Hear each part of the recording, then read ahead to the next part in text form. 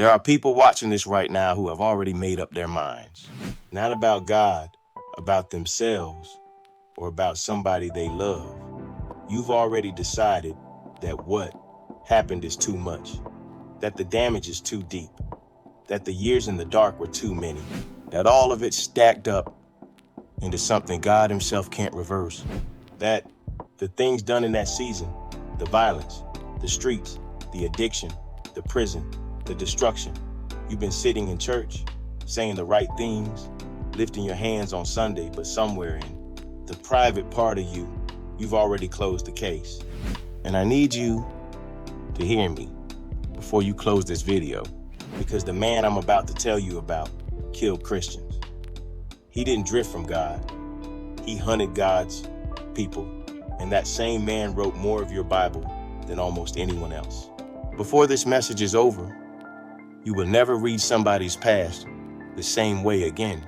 I need to stay right here for a moment, because I know somebody came to this message carrying something heavy, not something light, not a small struggle, something that has been sitting on your chest for months, maybe years, something that wakes you up at 3 a.m. and you lie there in the dark, running the same thoughts you've been running for longer than you want to admit, something you don't post about, something you don't say at the dinner table, something you've wrapped up so tight and pushed so far down that most people who see you every day have no idea it's even there. You might be watching right now as someone who has done real damage. I mean real damage to people who loved you. Not theoretical damage, not small mistakes. Real damage, the kind that left marks, the kind that changed people, the kind that when you think about it in the quiet, it still costs you something.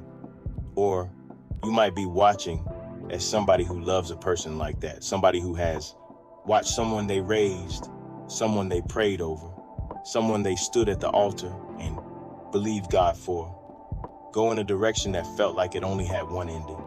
And you've been standing, and you've been praying, and you've been trying to hold on to a faith that the evidence has been slowly eroding for years. I'm not going to stand here and pretend it wasn't bad. Some of what happened was bad. Some of what was done cannot be undone with an apology and a prayer. Some seasons were violent. Some seasons were destructive in ways that touched everyone nearby. Some seasons left wreckage behind that you still have to look at every time you show up to family dinner, every time you see a certain name on your phone, every time you pass a certain neighborhood and remember who you used to be in it. I am not is going to minimize that, because the God we serve does not need us to minimize the wound in order to believe in the healing. He doesn't need us to pretend the pit wasn't deep so we can celebrate the deliverance. The deeper the pit, the louder the testimony. The worse the before, the more undeniable. Hear me clearly. That is not theology. That is a warfare assignment against your faith, the after. Because there is a lie sitting in this room right now, and it's not loud, it's not obvious, and it doesn't announce itself with fanfare. It's quiet. It looks like discernment. It sounds like wisdom. It even dresses itself in theological language sometimes, which makes it more dangerous than the lies that come in. Obvious packaging. The lie sounds like this: some people are just too far gone. Some situations are past the point of recovery. Some paths are too broken to build on. And if you've been in church long enough, you've heard the religious version of that lie too, which sounds like this: God forgives, yes, but there's a category. There are people who get the full restoration, and then there are people who get a modified version. People who get the testimony, and people who just get maintenance. And somewhere in the back of your heart, you've started to wonder which category you're in, or which category that person you love is in. Did you catch what just happened? I called his name. The enemy has been planting that thought like a seed for years, watering it with evidence, fertilizing it with disappointment, and hoping you would grow it into a permanent conclusion. And the reason I can call it out is because I have a man I want to introduce you to. His name is Saul, and I know you know where this is going, but stay with me, because most people hear the name Saul and they skip straight to Paul, and in that skip, they miss the part of this story that was written specifically for the place you are standing in right now. Saul of Tarsus was not a confused young man who made some poor choices in a hard season. I need you to understand who this man actually was before the Damascus Road, not the cleaned up Sunday school version, but the full picture. He was educated, trained under one of the most respected religious scholars of his generation. He was credentialed. He was influential. He was not operating on the margins. He was operating from a position of authority and institutional power. And Acts chapter 9 opens with a description of Saul that I need you to sit with. It says, he was still breathing threats and murder against the disciples of the Lord, not thinking about it, not dabbling in it from a distance, breathing it. It was his atmosphere. It was the air he moved through every day. He had already stood at the execution of Stephen, held the coats of the men doing the throwing, and watched a man of God get stoned to death without a word of protest. He had gone from house to house. He had dragged men and women out of their homes. He had put believers in chains. He had, by his own later admission, been responsible for people being put to death. And he was not doing this reluctantly. He was doing it with conviction. He believed he was right. He believed he was serving God. He was not haunted by what he was doing. He was energized by it. He had papers in his hand when he set out for Damascus.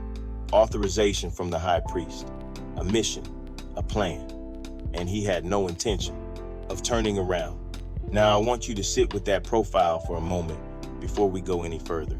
If you had access to Saul's file, every arrest, every death, every family that had been shattered, every believer who had been dragged away because of him, and you showed that file to the most faith-filled person you know and asked them, do you believe God can use this man? Most of them, if they were honest, would hesitate. Most of them would say something careful, something that sounded like faith, but left a back door open for doubt, because the evidence was too heavy, the pattern was too long, the damage was too documented. That is exactly where some of you are sitting right now. You have a file, and you keep looking at it. Stay with me, because this is where the road changes. Saul was traveling to Damascus, mid-mission, mid-momentum, not seeking, not searching, not even open to the possibility of an alternative. And suddenly, and I love that word, suddenly, because God has always been a God of suddenly, a light from heaven flashed around him, and he fell to the ground. And a voice came, and the voice said, Saul, Saul, why are you persecuting me? God is not waiting for you to get better before he starts moving towards you. It's already on the road. Not after he repented, not after he made restitution, not after he cleaned up his record or showed some sign of remorse. God called the name of a man who was in the middle of his worst season and heading in the wrong direction at full speed. He called the name of the man who had held the coats at Stephen's stoning. He called the name of the man with authorization papers to arrest more Christians in his hands. He called him twice, Saul, Saul, as if to make sure there was no confusion about who he was talking to, as if to say, I see the whole file, and I'm calling you anyway. The darkness is not the verdict. Darkness is the workshop. Now, I want to talk about what happened next, because after the light, after the voice, after Saul hit the ground, Saul went blind. 3 days, no sight, no food, no water, just darkness and stillness and waiting. And I know how that reads. It reads like punishment. It reads like God saying, you've done too much. Now sit in it. It reads like the lights going out for good. But that is not what was happening. What looked like punishment was preparation. What looked like God shutting it all down was God clearing the old way of seeing so the new assignment could come in without interference. Saul had been seeing the world through a lens: religious tradition, institutional power, rigid doctrine used as a weapon, and before God could give him new eyes for the real kingdom work ahead, the old vision had to come down completely. You cannot see a new thing clearly through old lenses. The blindness was not the end of Saul. The blindness was the dismantling of the version of Saul who would have sabotaged everything God was about to do through him. Somebody watching right now is in their 3 days. You are sitting in a stillness that you didn't ask for. Things have gone quiet in a way that feels wrong. Doors are closed. Opportunities have dried up. The thing you were building seems to have stopped. And you've been reading that stillness as abandonment. You've been reading the closed doors as rejection. You've been calling the dark season a punishment when God is actually doing the most important work he has ever done in your life in the middle of it. The silence is not the verdict. The workshop doesn't always sound like anything when you're inside it. He is a chosen instrument of mine. The designation came before the demonstration. Saul sat in that blindness. He didn't eat, he didn't drink, he just waited. And I believe in those 3 days, everything Saul had built his identity around began to come apart quietly in the dark with nobody watching. The credentials, the certainty, the mission, the version of himself that he had been performing for years. All of it started to loosen. And on the other side of those 3 days, he was going to be able to see things he had never been able to see before, not because his eyesight was restored, but because the old vision had been cleared. New sight requires the death of old seeing. Can you imagine if Saul had decided in that darkness that it was over? If he had said, "The silence means God is done with me." If he had read the blindness as judgment and walked out of that house still closed, he would have been so close to the greatest transformation of his life. And he would have walked away from it because he misread the season. Don't misread your season. Stay. I need to ask you a question before I go any further into this story. What do you do when you are right? What do you do when your assessment of a person's life is accurate? Your fear is legitimate. Your concern is based on evidence that is documented and real, and yet God tells you to go back anyway? That is the question Ananias had to answer. Ananias was a disciple in Damascus, a faithful man, a real believer, not a doubter, not somebody with a weak faith, a genuine, committed follower of Jesus. And the Lord came to him in a vision and said, "Go to the street called Straight. Go to the house of Judas. Ask for a man from Tarsus named Saul. He is praying. Go lay hands on him." And Ananias, to his complete credit, was honest with God. He said, "Lord, I have heard about this man from many people. I know what he has done to your saints in Jerusalem. I know he has authority to arrest everyone who calls on your name. He is not safe. This is not a good idea." And here is what I want you to notice. Ananias was not wrong about any of it. Every single thing he reported back to God was factually accurate. But God didn't ask Ananias to evaluate the evidence. God said, "Go." And that word is for somebody in this room right now. You have been standing for a person for a long time. You have been praying that name. You have been calling that situation before the Lord in the early morning and the late night and every moment in between when the weight of it hits you again. And over time, not because you are faithless, not because you are a bad person over time, the evidence began to wear the faith down. You've seen the same pattern too many times. You've had your hope disappointed in the same way too, many seasons in a row. And at some point you stop praying, not out of rebellion, but out of exhaustion. Not because you stopped loving that person, but because you ran out of the faith to believe, something you'd seen fail so many times. I am not here to shame you for that. Ananias had questions too. Being Ananias is not easy. Standing for someone who doesn't look like they want to be stood for is one of the hardest assignments God gives. But I came to tell you, God is not asking for your agreement. He is asking for your obedience. He knew what Saul had done. He had the same file Ananias had, and more. He still said go, because God wasn't responding to the file. God was already looking at the finished work. God was already seeing the letters Paul hadn't written yet, the churches Paul hadn't planted yet, the testimony that was going to outlive every single one of them by 2,000 years.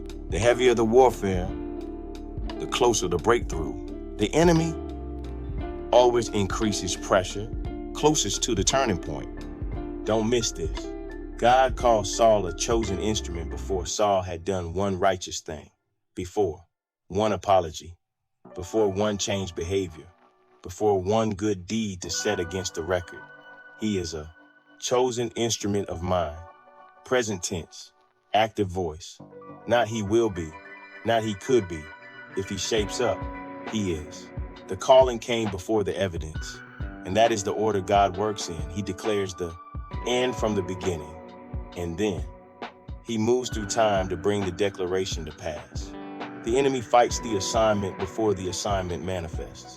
That is why the warfare around certain people is so intense. The devil doesn't fight average.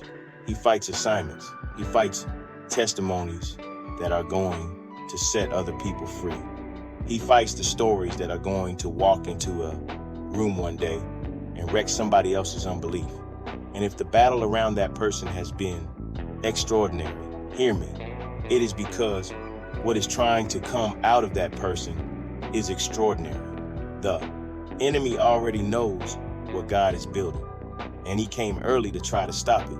I want to tell you about a woman I know of. She was in her mid-70s when she stood up in testimony service one Sunday morning. She had been praying for her son for over 30 years. 30 years of writing that name on prayer lists. 30 years of calling it at the altar and in the kitchen and in the car driving home late at night with tears running down her face. 30 years of watching that son go deep into the streets, addiction, violence, a sentence that felt like a life sentence. And then after the doors open, more running. And the people in that church had watched her pray so long that some of them had quietly, privately stopped agreeing with it. Not because they were cruel, not because they didn't love her, but because the evidence had worn the faith thin. How many times can you agree with a prayer that hasn't changed anything yet? The day she stood in testimony service, her son was sitting 3 rows behind her.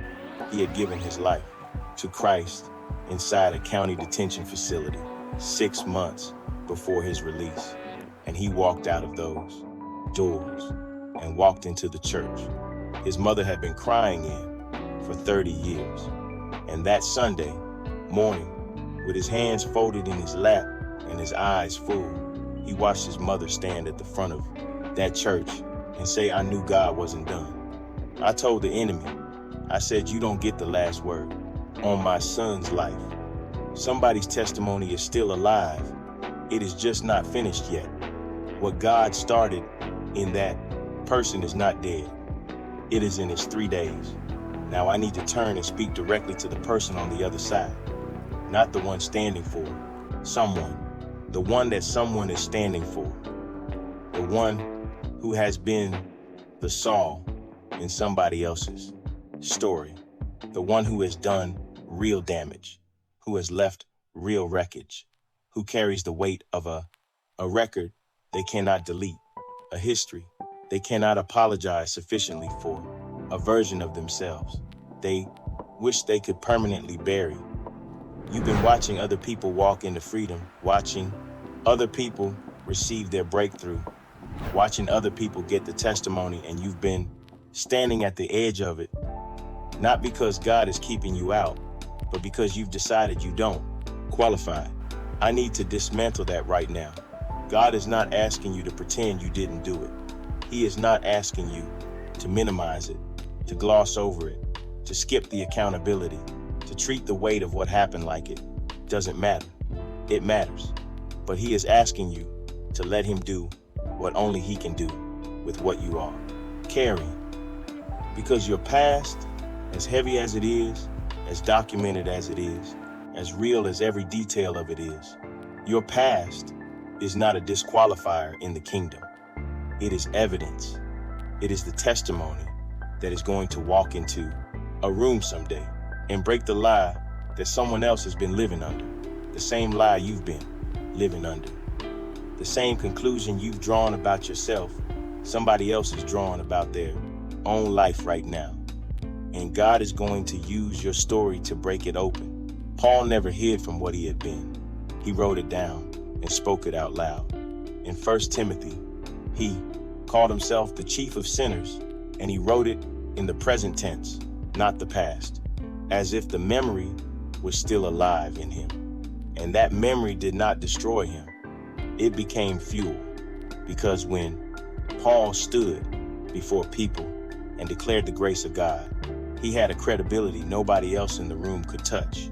Nobody could tell Paul grace wasn't real. Nobody could argue that God didn't reach into impossible situations. Paul was the impossible situation.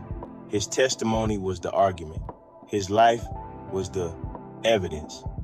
Don't let the enemy use your past to silence you. God didn't put the past in your story by accident. He put it there on purpose.